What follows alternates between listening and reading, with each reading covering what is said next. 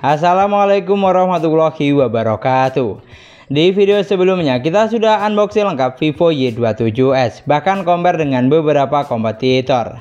Dan sekarang aku mau share ke kalian pengalaman selama 1 bulan barang Vivo Y27s untuk penggunaan sehari-hari. Kita akan bahas lengkap dengan harga 2,4 juta, kira-kira HP ini cukup memuaskan atau tidak, serta apa saja suka dan dukanya. Jadi buat kamu yang mau beli, pastikan tonton videonya sampai akhir supaya tidak salah pilih. Untuk poin yang pertama, kita awali dari segi desainnya terlebih dahulu. Dimana seperti yang kamu lihat dari tampak belakang, HP ini sudah memiliki tampilan yang mewah, terutama di bagian kombinasi warnanya. Dan yang saya suka, untuk build quality-nya juga terasa solid serta kokoh dengan ketebalan hanya 8,17 mm, jadi terasa nyaman saat digenggam. Di sini yang jadi dukanya, untuk urusan audio, HP ini hanya dibekali dengan single speaker atau mono. Jadi untuk kualitas suaranya kamu jangan berharap lebih, karena hanya tergolong standar saja.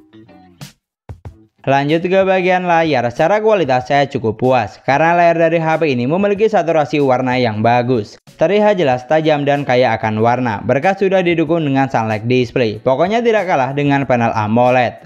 Dari apa yang saya rasakan, layarnya ini juga nyaman untuk digunakan berbagai kebutuhan. Karena selain warnanya bagus, sentuhannya juga cukup responsif. Ditambah sudah didukung dengan refresh rate 90Hz, sehingga pergerakan layarnya terasa smooth. Namun tidak cukup sampai di situ. Untuk tingkat kecerahan layarnya di sini juga tinggi, ada di angka 650 nit. Jadi saat di outdoor masih nyaman untuk digunakan, karena layarnya terlihat jelas dan terang. Di sini yang jadi dukanya menurut saya hanya ada satu poin, yaitu konsep layar yang digunakan masih water drop screen. Jadi terlihat kurang kekinian, tidak seperti para kompetitornya yang sudah menggunakan konsep layar punch hole display. Namun yang jelas poin ini bukan sebuah kekurangan yang fatal, karena baliknya tergantung selera masing-masing saja.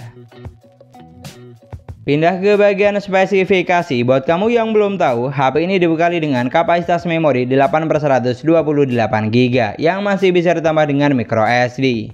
Dan untuk jenis ROM yang digunakan di sini sudah UFS memory, jadi sangat menarik pastinya, karena untuk kebutuhan multitasking sudah pasti bisa diandalkan. Lalu untuk dapur pacunya ditenagai dengan chipset Snapdragon 680 octa-core 2,4 GHz fabrikasi 6 nanometer. Dimana untuk Geekbench 6 bisa menghasilkan skor sampai 412 dan 1458 poin. Sedangkan untuk skor Antutunya tembus sampai angka 333 ribuan. Jauh lebih upgrade dari Vivo Y27 sebelumnya yang hanya menghasilkan skor Antutu di angka 250 ribuan. Kemudian untuk urusan sensor, HP ini sudah dibekali dengan sensor yang lengkap. Bahkan untuk sensor giroskopnya sudah menggunakan hardware gyro. Dan buat kamu yang butuh sensor NFC di HP ini juga sudah ada. Pokoknya untuk urusan spesifikasi, apa yang ditawarkan HP ini sudah sangat menarik di kelas harganya. Kapasitas memorinya besar, chipset 3HR, ditambah sensornya juga lengkap. Dan yang paling penting lebih upgrade dari Vivo Y27 sebelumnya. Sedangkan untuk urusan performa, HP ini sudah ditenagai dengan dapur pacu yang cukup mumpuni. Dan dari apa yang saya rasakan, jujur saya cukup puas, karena HP ini bisa diandalkan untuk berbagai kebutuhan. Pokoknya kalau hanya penggunaan kasual seperti scrolling sosmed, nonton film, atau belanja online sudah lancar jaya.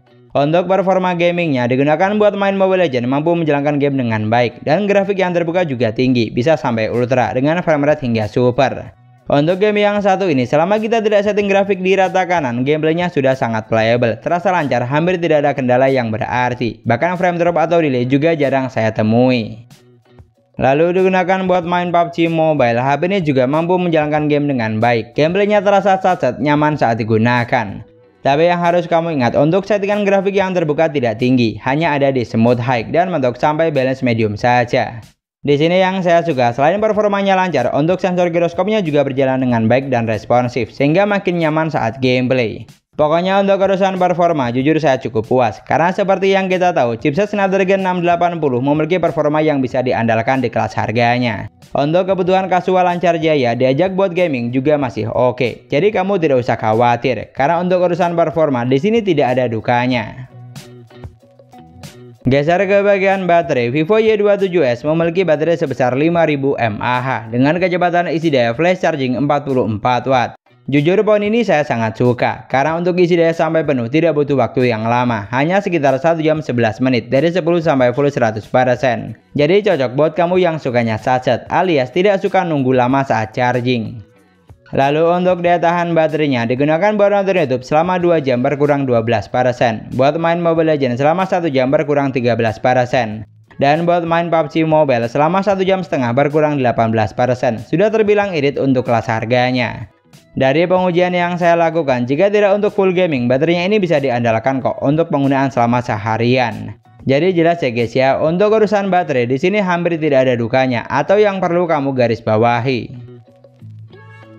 Dapur baju dan performa sudah, sekarang kita lanjut ke bagian operating system, di mana HP ini berjalan di Android 13, basis Mantos OS 13.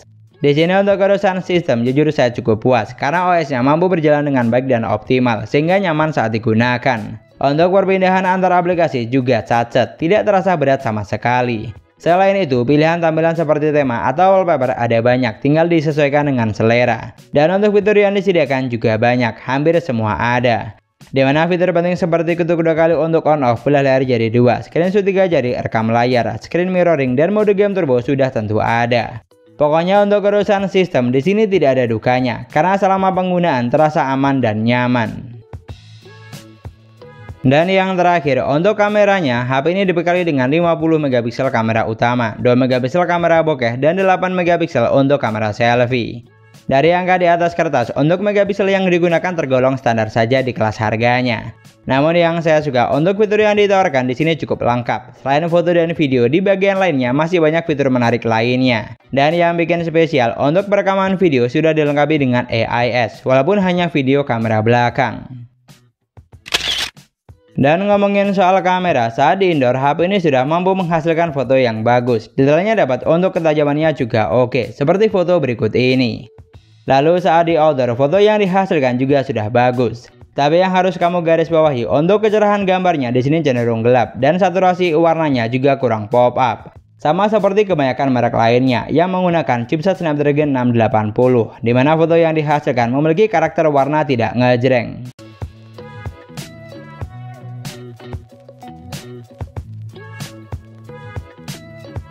Lanjut untuk kamera selfie-nya, HP ini memang hanya dibekali dengan kamera 8 megapiksel. Tidak bisa dibilang besar untuk harga 2 jutaan. Tapi ternyata untuk foto yang dihasilkan di sini sudah bagus, terlihat jelas dan tajam. Bahkan untuk saturasi warnanya juga terlihat cukup fresh, baik saat foto di indoor maupun outdoor. Cocok buat kamu yang hobi selfie.